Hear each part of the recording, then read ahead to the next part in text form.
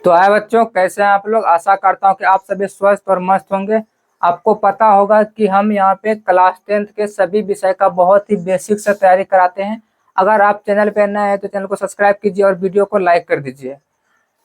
तो चलिए, आज हम देखने वाले हैं भौतिकी क्लास 10th का। ठीक है प्यारे बच्चों, बिहार बोर्ड है और इसका चैप्टर नंबर 1 है प्रकाश का परावर्तन। ये प्यारे बच्चों पार्ट 2 है। आज दूसरा दिन है। पहला दिन जो है हमने कल के वीडियो डाल दिया है, आप वो जाइए और उसको देखिए। तो देखिए क्वेश्चन नंबर 7 क्या कह रहा है वो हम देखेंगे कि प्रकाश का किरण किसे कहते हैं। तो इसका आंसर हम समझते हैं कि एक सरल रेखा पर चलने वाले प्रकाश को किरण कहते हैं। यानी कि वैसा प्रकाश जो कि एक ही रेखा पर जाए उसे क्या कहते हैं, किरण कहते हैं। जैसे मान लीजिए कि आप एक कमरे में बंद है, ऐसे थोड़ा समझ लीजिएगा कि यहाँ पे आप कमरे में क्या है प्यारे बच्चों, बंद है। ठीक है, और यहाँ से क्या हुआ कि एक प्रकाश नीचे आया। यहाँ पे सूर्य है, बहुत सारा प्रकाश इसके पास है। यहाँ से क्या हुआ कि प्रकाश का जो है एक पतला सा किरण नीचे आया। तो ये जो सिंगल किरण आया इसे हम क्या बोलेंगे, किरण बोलेंगे। ये सिंगल प्रकाश आया ना, एक ही प्रकाश, इसे हम क्या बोलेंगे, किरण बोलेंगे। समझ में आया। तो इसका परिभाषा क्या होगा, एक सरल रेखा पर चलने वाले प्रकाश को किरण कहते हैं। ठीक है प्यारे बच्चों, यानी कि जो सिंगल लाइन है ये प्रकाश का किरण होता है। अगर मान लीजिए कि यही छेद जो है यहाँ से यहाँ तक आ गया और इसमें बहुत सारे किरण आ गए। ये एक किरण पहले आया था, अब 2 आ गया, फिर 3 आ गया, फिर 4 आ गया। ऐसे करके एक किरण का समूह बन गया। ठीक है प्यारे बच्चों, ये जो किरण है ये पूरा किरण का समूह है और किरण का समूह प्यारे बच्चों किरण पुंज कहलाता है। तो अगला क्वेश्चन जो होगा, प्रकाश का किरण पुंज किसे कहते हैं। तो आप इसका आंसर दीजिएगा कि प्रकाश के किरणों के समूह को किरण पुंज कहते हैं। यानी कि अगर एक सिंगल रेखा में प्रकाश गया था तो उसको हम किरण बोलते थे। अगर यही प्रकाश एक समूह में जाए, यानी कि जो किरण है ये 2-4 किरण एक साथ जाए, तो इसे हम क्या बोलेंगे, इसे हम किरण पुंज बोलेंगे। ठीक है प्यारे बच्चों, जब किरण की संख्या 1 से अधिक हो जाए तो उसे हम क्या कहते हैं, किरण पुंज कहते हैं। यानी कि किरणों के समूह को किरण पुंज कहेंगे। ठीक है, तो अगला क्वेश्चन देखिए यहाँ पे क्या है कि क्वेश्चन नंबर 9 देखिए कि किरण पुंज कितने प्रकार के होते हैं। क्या प्यारे बच्चों, ये जो किरण पुंज है यानी कि किरणों के जो समूह है वो कितने प्रकार के होते हैं। तो आप यहाँ पे इसका आंसर देखिएगा। देखिए आंसर क्या है कि किरण पुंज जो है 3 प्रकार के होते हैं। तो पहला देखिए आंसर क्या है कि अपसारी किरण पुंज। ठीक है प्यारे बच्चों, दूसरा है अभिसारी किरण पुंज, तीसरा है समांतर किरण पुंज। याद कीजिए, अपसारी किरण पुंज, उसके बाद अभिसारी किरण पुंज, उसके बाद समांतर किरण पुंज। ठीक है, याद हो गया आप लोगों को। अगर याद हो गया तो कमेंट में यस लिखिए। ठीक है, अब अगला देखते हैं क्या कह रहा है कि अपसारी किरण पुंज किसे कहते हैं। क्या प्यारे बच्चों, अपसारी किरण पुंज। देखिए अपसारी किरण पुंज में प्रकाश की किरणें एक बिंदु से निकलकर फैलती चली जाती है। जैसे देखिए प्यारे बच्चों क्या होता है कि मान लीजिए आपके पास एक टॉर्च है, ये देखिए ये टॉर्च है और टॉर्च में प्यारे बच्चों बल्ब लगा हुआ है। यहाँ पे देखिए टॉर्च में बल्ब लगा हुआ है, यहाँ पे एक स्विच है। ठीक है, जब आप इस टॉर्च को ऑन करते हैं तो इससे जो प्रकाश निकलती है वो फैलती चली जाती है। ध्यान दीजिए, देखिए ये जो जहां से प्रकाश निकल रहा है वो छोटा सा बिंदु है, छोटा सा बल्ब है, लेकिन जैसे ये टॉर्च ऑन हुआ तो उससे प्रकाश जो है ऐसे करके भी शेप में फैलती चली गई। ठीक है प्यारे बच्चों, तो ये जो प्रकाश का जो शेप होगा, ये देखिए जो किरण पुंज है ये इस टाइप का, ये आपका अपसारी किरण पुंज कहलाएगा। क्या प्यारे बच्चों, ये जो है अपसारी किरण पुंज कहलाएगा। ठीक है, अब उसके बाद होता है कि अभिसारी किरण पुंज किसे कहते हैं। तो अभिसारी क्या होता है प्यारे बच्चों, जैसे मान लीजिए कि यहाँ देखिए सूर्य का प्रकाश है। ध्यान दीजिए यहाँ पे क्या प्यारे बच्चों, यहाँ पे सूर्य का प्रकाश बहुत सारा है। आप क्या किए कि एक लेंस होता है जो कि एक जो है ना वो कंपास होता है ना, कंपास में देखिएगा कि एक लेंस होता है गोल जैसा, ऐसा रहता है इस टाइप का, और बीच में शीशा लगा रहता है, यहाँ पे डंटी रहता है। ठीक है, जिससे कि कोई भी छोटा छोटा अक्षर बड़ा दिखाई देता है। तो जैसे हम मान लीजिए कि सूर्य का प्रकाश इसके ऊपर पड़ा, देखिए ये बहुत सारा किरण है, इसलिए इसको हम क्या बोलेंगे, किरण पुंज बोलेंगे।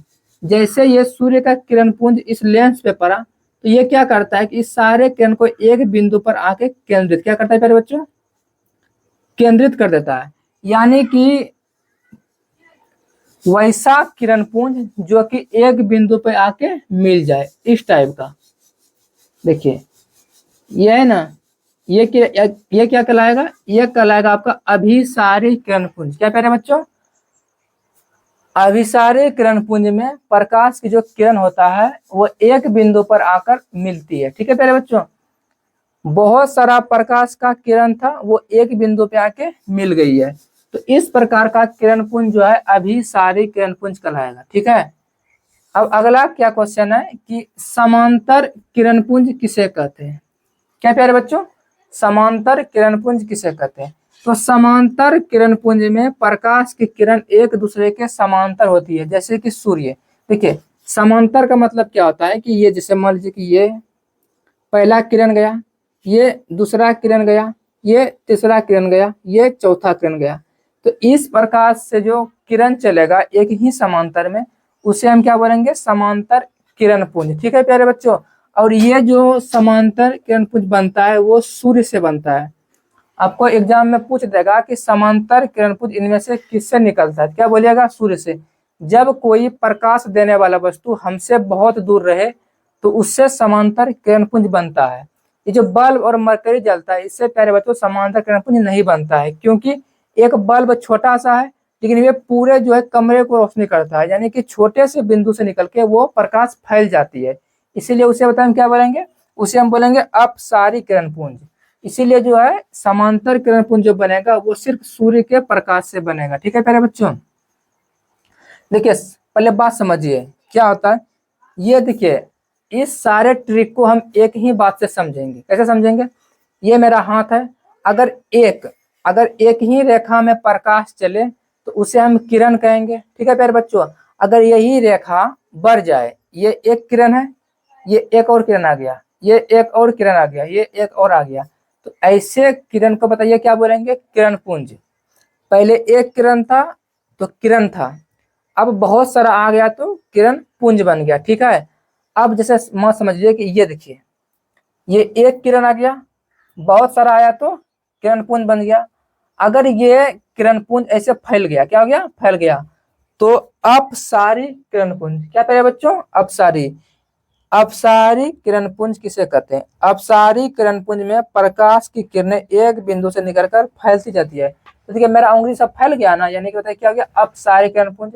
अगर यही उंगली ऐसे सिकुड़ गया, क्या हो गया, यानी कि बड़ा बिंदु से प्रकाश आ रहा था और एक बिंदु पे आके मिल गया, तो इसको क्या बोलेंगे हम, अभिसारी किरण पुंज। ठीक है, अगर यही मेरा हाथ ऐसा हो गया तो ये बताइए क्या हो गया, ये हो गया समांतर किरण पुंज।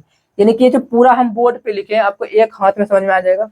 सिंगल लाइन में प्रकाश चलेगा तो उसे किरण बोलेंगे, अगर यही लाइन बढ़ जाएंगी यानी कि एक समूह में हो जाएंगी तो इसे क्या बोलेंगे, हम किरण पुंज बोलेंगे। ठीक है, अगर मान लीजिए कि ये सब जो है ऐसे फैल गया, ठीक है ना, तो जैसे कि एक बिंदु निकल कर फैल गया तो उसे क्या बोलेंगे, अपसारी किरण पुंज। जैसे कि तुरंत मिल गया उसे अभी तुरंत, देखिए तुरंत मिला है ना, तो अभी सारी किरण पुंज। और जैसे सिंपल हो गया तो समांतर किरण पुंज। ठीक है, अब अगला देखिए क्वेश्चन क्या है कि पारदर्शी पदार्थ किसे कहते हैं। देखिए पारदर्शी का मतलब होता है कि वैसा पदार्थ जिनसे होकर हम आसानी से आर पार देख सकते हैं। ठीक है प्यारे बच्चों, ये क्या है कि वे पदार्थ जिनसे होकर प्रकाश आसानी से पार कर जाए, पारदर्शी पदार्थ कहलाता है। पारदर्शी यानी कि जिसके पार हम देख सकते हैं, ऐसा ध्यान रखिएगा कि पार का मतलब उस पार, दर्शी मतलब देखना, तो वैसा पदार्थ जिसके हम उस पार भी देख सकते हैं उसे क्या कहेंगे, पारदर्शी पदार्थ। ठीक है, जैसे कि क्या हो जाएगा, कांच, हवा, पानी। अगला होता है प्यारे बच्चों अपारदर्शी पदार्थ। क्या होता है, पारदर्शी समझ में आया। अब समझिएगा अपारदर्शी। अपारदर्शी में क्या होता है कि जिसके पार हम नहीं देख सकते हैं। क्या प्यारे बच्चों,